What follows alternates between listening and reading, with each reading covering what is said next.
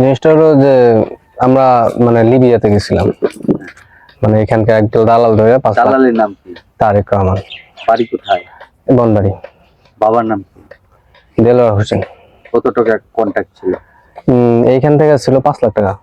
5 লাখ টাকা? হ্যাঁ, 5 লাখ টাকা কন্ট্রাক্ট ছিল যে আমাদের কাজ টাজ দিয়ে দিবে, সবকিছু মানে কোনো সমস্যা হবে না, ভালো একটা জায়গায় কাজ দিয়ে দিবে, যে সবকিছু সব মানে টোটাল যা যা যাবতীয় যা লাগে, সিম লাগবে, মোবাইলের সিম টিম দিবে, তারপর ধরেন রান্না টান্না খাওয়া, চুলা টুলা, মানে এনিথিং যা লাগে সব দিবে। সো আমরা ওইখানে যে সব এই পর্যন্ত সব ঠিক ছিল। পরে আমরা গেলাম ওইখানে, যাওয়ার পর ধরেন 2-1 দিন সব ঠিক, যে কোনো সমস্যা হয় না, ভালো মতো পৌঁছাইছি। তারপর ধরেন তারপর থেকে ওই দালালে নানা রকম ভয় দেখাইতো, যা মানে তারাকে যার কাছে পাঠাইছে তার নাম শাহিন, কুষ্টিয়ার। সো শাহিনে নানা রকম ভয় দেখাইতো যে আমাদের 3জনকে, যে এখানে তো এখন সমস্যা চলতেছে, তোমরা তো কাজ করতে পারবা না, কাজ করলে ধরে ধরে নিয়ে যাবো, মাফিয়া টাফিয়া এরকম। তারপরে ওইখানে অনেকে বন্দুক টন্দুকের শব্দ টব্দ শোনা যায়, সো ওইখানে শুনে শুনে ভয় দেখাইতো যে দেখো ওই যে বন্দুক ফুটাইতেছে, এরকম এরকম যদি নিয়ে জায়গা আবার আবার ওই মাফিয়া নিয়ে টর্চার করে 20-30 লাখ টাকা এরকম দাবি করবো। সো পরে আমরা বললাম তো ভাই কি উপায় দিলে এখন? পরে ওই বলতেছে যে তোমরা এক কাজ করো, ভালো একটা গেম আছে, তোমরা ইটালি চলে যাও এখান থেকে।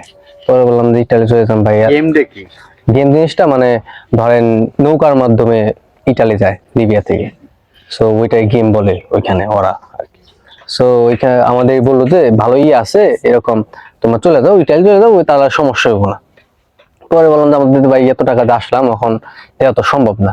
পরে বলতেছে দেখো না সম্ভব হলেও চেষ্টা করো, একবার চলে গেলে তো সমস্যা নেই, নানা রকমই দেখাইলো ভয় টয় দেখে। পরে আমরা বাসায় জানাইলাম, এখন বাসায় বাসায় জানানোর আগে আমরা ওই যে পাঠাইছে আমার তারেক, ওরে জানাইলাম যে মামু এরকম কথা, তো কি বলো? পরে বললো যে দেখো মামু, এখন যে সমস্যা, কাজ তো দিতে দেওয়া যাবো না, তোমরা এক কাজ করো, এখন ওই লোক ভালো আছে, ও এমনিও লোক টুক পাঠাইছে ইটালি, তো কোনো সমস্যা হইব না, তোমরা দেও টাকা দাও, দিয়ে চলে যাও যেমনি পারো যেমনি পারো। পরে বাসায় জানাইলাম, এখন নানা রকম সমস্যা হইতেছে।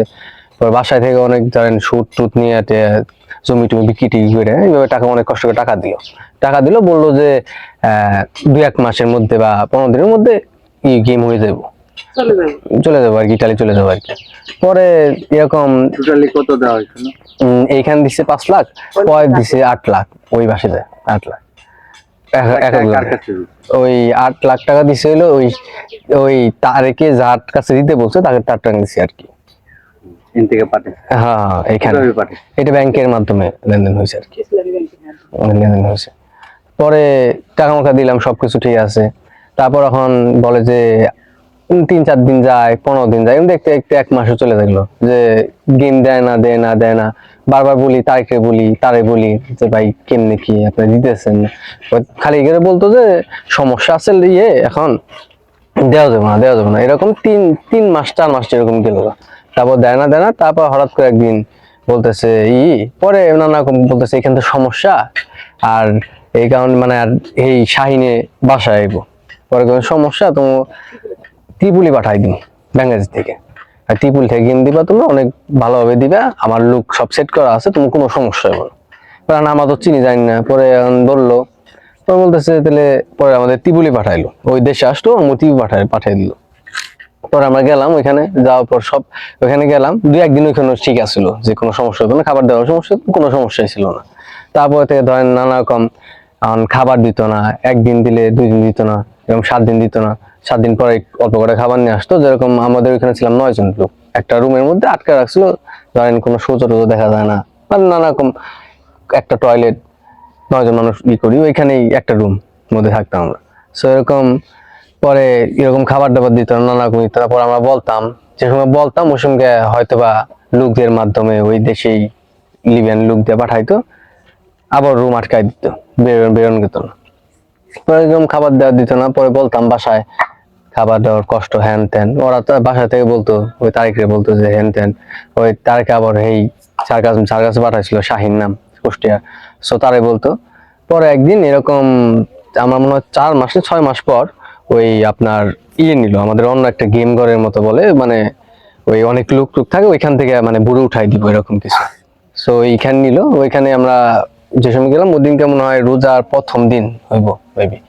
সো ওইখানে গেলাম, ওইখানে যাওয়ার পর আপনার ইটি করলো, ওইখানেও খাবারের কষ্ট। সো ওরা বললো যে দাও একটু কষ্ট করে থাকো, খাবার দাবার কম দিল, যেমনি পারো থাকো, থাইকা ওই কিছুদিনের মধ্যে 2-1 দিন বা 3-4 দিনের মধ্যে তোমাদের ওইখানে ভরে উঠাই দিব, তোমার ইটালিতে যাবো। সো আমরা এরকম কষ্ট করে থাকলাম, চাপ টাপ দিতাম না। বাসা থেকে জিজ্ঞেস করতো যে খাবার দাবার খাইছো নাকি, আমরা খাবার দাবার কিছু খাই না, 2 দিন 3 দিন না খাওয়া, 7 দিন এরকম না খাওয়া পানি ছাড়া। সো আমরা বলতাম যে হ্যাঁ খাবার দাবার খাইছি, হ্যান ত্যান মিথ্যা কথা বলতাম। যে যাই হোক, এখন এইগুলো যদি খাবার না খাইছি, এগুলো যে বাসায় বলে আরো টেনশন করবো, যে কারণে আমরা না মিথ্যা কথা বলতাম। পরে গেম হয় না, পরে একদিন শুনলাম যে সব গেম করে যাওয়ার লোক আসলো, অনেক 60-70 জনের মতো লোক ছিল। সো সব লোক যার যার দালাল আছে তারা নিয়ে গেল কাছে, গেম হইব না। পরে আমরা ছিলাম 9 জন ছিলাম, আমরা 3 জন আরো কিছু লোক ছিল, মোট 9 জন অন্য অন্য এলাকার। পরে ওই 9 জন মিলে ওরে আমরা বললাম যে এখন এখান তো সব লোক নিয়ে গেছে, দালালের কাছে বললাম যে লোক নিয়ে গেছে গা, এখন আপনি আমাদের এখন আমরা তো এখানে কষ্ট করে বানছি, আমার খাবার দাবার ঠিক মতো দেয় না, পানি দেয় না। পরে কইবেন তাহলে এক কাজ করো, তোমরা গাড়ি ভাড়ার টাকা দাও, তোমাদের যেখানে আগে ছিলা গাড়ি ভাড়ার টাকা তো ওখানে নিয়ে আসুন। পরে আমরা বললাম আমরা টাকা দিছি, আমরা কত টাকা দিব? তারেকরে বললাম, কোনো দায়িত্ব টাকা তো দিস হয়, কত টাকা চাই কে? আমি বলছি, সেটা আমরা কি টিউশন ভালো জানো। পরে বললো কি এখন, পরে টাকা দিলাম না, এখন ওরা ওই আবার এই দালাল শাহিন আবার বলতেছে যে দেখো টাকা দিলে না ঠিক আছে, যদি বাই চান্স ধরা টরা খাওয়ার সঙ্গে ভাই দিয়ে 20 লাখ নিবো, ওটা সহ্য হইব না, আর অল্প টাকা দিলা না। পরে যাই হোক ওই দিনকেই এই কথা বললো। তারপর কতক্ষণ পর ধরেন 1 ঘন্টার পর গাড়ি আসছে, মাইক্রো গাড়ি। গাড়ির মধ্যে আমার 9 জন ইচ্ছা মতো পায়ের উপরে পাও, শরীরের উপরে ইচ্ছা মতো উঠাইলো, উঠে নিল। সামনে যায় একটা ঠাস করে একটা লোক ধরে পুলিশের মতো সবাই বললো যে হয়তো বা কিছু মাফিয়া টাফিয়া ধরলোই নাকি, মানে পুরান লোক ছিল ওরা বললো। পরে একটা বাগানে আমাদের নিয়ে গেলো, ধরেন মালটা বাগান, ওইখানে নিয়ে গেলো। ওইখানে ভিতরে একটা রুম আছে, রুমের ভিতরে মনে করলেন ছোট একটা রুম, একটু বাংলাদেশের স্বাভাবিক টয়লেটের সমান একটা রুম। ওইখানে আমার 9 জন ঢুকাইলো। 9 জন ঢুকানোর পর ইচ্ছা মতো চারে যেমনি পারছে মারধর হ্যান ত্যান। পরে মারধর কইরা মইরা মনে করলেন মোবাইল টোবাইল সব নিয়ে গেলো, আমাদের মোবাইল ছিল ওইগুলো সব নিয়ে গেল, মোবাইল টোবাইল। পরে শরীরে যে জ্যাকেট ছিল ওগুলো নিয়ে গেলো। পরে এখানে ঢুকাইলো। তখন ঢুকানোর পর আমরা ওয়াশরুমে যাবো, এরকম সবার ওয়াশরুম আছে। পরে আমি গেছি। পরে ওইখানে ধরেন ওই আমাদের যে 9 জন ছিলাম, 9 জনের মধ্যে একজনের মোবাইল ছিল 2টা, একটা নষ্ট আর একটা ভালো। ওই নষ্টটা দিয়ে দিছে, চাইছে নষ্টটা দিয়ে দিছে, মোবাইল গোনা দিছে। নষ্ট দেওয়ার পর ধরেন যে ভালো ছিল ওইটা দিয়ে আমরা ওই যে দালাল ছিল ওরে কল দিছে, যেরকম আমাদের আটকাইছে। যে লোকগুলো চলে গেছে, 5 জন লোক ছিল, ও সবার হাতে বন্দুক টন্দুক নানা রকম আর কি, যে চলে গেছে। ওখান কল দাও, কল দিয়েছে দালালের কাছে। এখন ওই দালালে যে ধরাইছে আমার তো জানাই না, ওই দালালে আবার ওই কল দিয়ে বলছে এই কি সে মোবাইল নিছস তোরা, তো ওই লিবিয়ান লোক মোবাইল নিয়ে আসতে। এখন যা আসার পরে ধরেন এই কথা বলছে, তার ধরেন কল দিয়ে ওই দালালে কল দিয়ে বললাম, তার 10 থেকে 20 সেকেন্ড আমার মনে হলো আয়সা পড়ছে। আয়সা নিয়ে উড়া ধরা মার, ধরেন বন্দুকের পিছন দিয়ে মাথা মধ্যে মারছে, হ্যান ত্যান নানা রকম মাইরা টাইরা চেক মেক করে মোবাইল নিছে। পরে এখানে যে আমার মামা, এই যে 3 জন ছিলাম, নাম হলো রানা, ওই ওয়ারে বাইরে নিয়ে গেছে, তাই না বন্দুক মাথা থেকে বাইরে নিয়ে গেছে। নেওয়ার পর ধরেন লোহার পাইপ আছে না, এখন মোটা ওইগুলা দিয়ে 3টা বাড়ি দিছে, মাজায় 3টা বাড়ি দিছে। তারপর রুমে ধাক্কা দিয়ে বের করে দিছে। ও সামনে ছিল, আমি পিছনে ছিলাম, আমার ওয়ান নিয়ে নেয়। তারপর ওই আমার ওয়াশরুমে বলছে গো যে ওয়াশরুমে যাবো, ইশারা দেখাইছে, আমার তো ভাষা পাই না। সো পরে বের করছে, ওই সঙ্গে চেক করছে সবাই, কিছু টাকা পয়সা আমাদের কিচ্ছু নাই, তার শরীরে খালি পোশাক গুলাই। তারপর ধরেন ওই টাকা পয়সা নিয়ে মনে করলেন লাস্টে আমি গেছি ওয়াশরুমে, যে বলতেছে যে আমার কইতেছে টাকা আছে নি, এরকম আরবিতে কইতেছে, আমি আরবি ভাষা বুঝি না। পরে ওই পুরান লোক ছিল, ওরা বললো যে টাকার কথা, যখন চেক করছে তখন টাকা পায় নাই।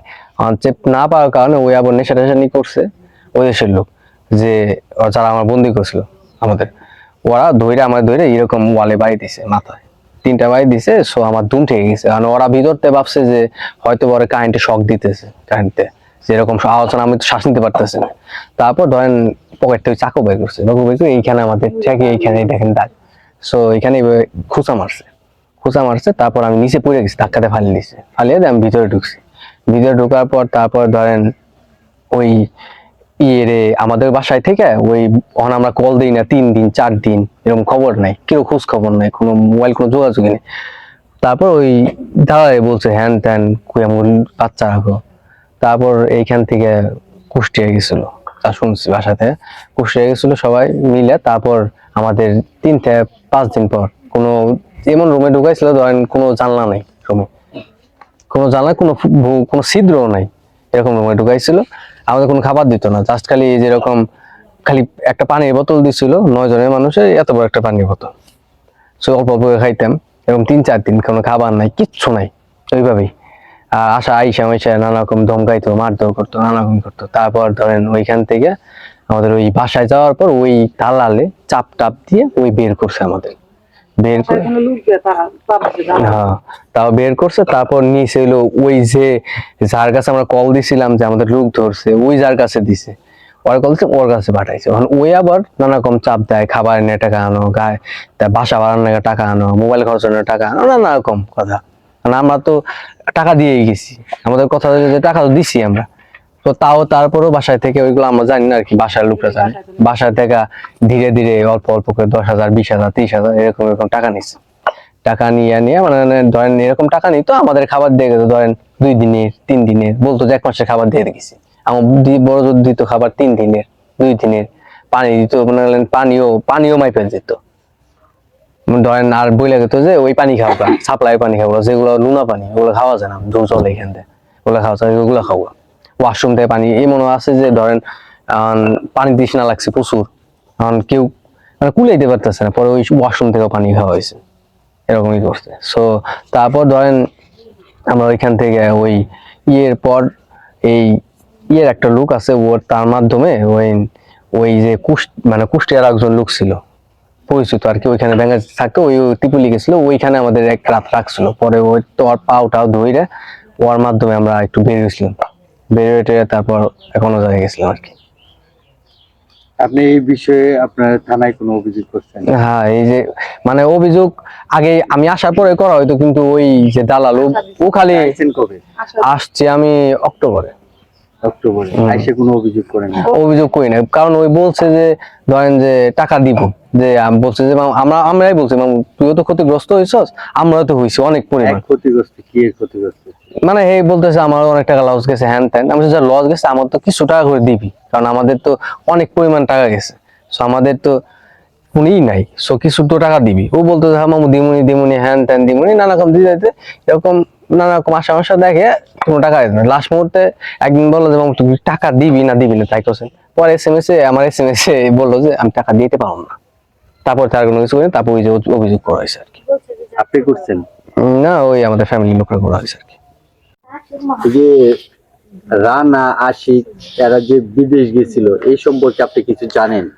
আমি তো প্রথম দিকে জানি না, পরবর্তীতে জানলাম যে বনবাড়ির একটা ছেলে ওদেরকে লিবিয়ার থেকে আবার আরব দালালের মাধ্যমে ইতালি পাঠাবে।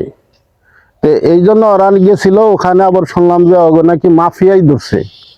এই ব্যাপারে ওরা টাকা পয়সা দিয়ে ছুটছে, আর ওগো ইতালি পাঠাইতে পারে নাই, অনেক টাকা পয়সা মাইর খাইছে, সুদৃদ্ধ করে দিছে। এখন এই পরিবারগুলো নিঃস্ব অবস্থায় আছে, আমি এইটুকুই জানি। এই বাড়িতে থেকে যে একটা ছেলে বিদেশে গেছিল, সেই বিষয়ে আপনি কি জানেন? এটা মানে এই যে গেছে যে ঘটনাটা, এই ঘটনাটা সত্য। এরকম 3টা ফ্যামিলি আবার ই করে ফেলাইছে, ধ্বংস করে ফেলাইছে। কত টাকা লাগছে এটা শুনছেন? এটা লাগছে 45 লক্ষ 15 লক্ষ করে এক একজনের, এবং মাঝে মধ্যে ঠেক দেওয়া টাকা নিছে খোরাকের লিগে, ওই এর লিগে। পাঠাইছিল কে? ওই তারেকুর, এর বাড়ি কোথায়? মনবাড়ি। বনবাড়ি। জামানা নিয়ে যাবো, এটি ঘটনা সত্য।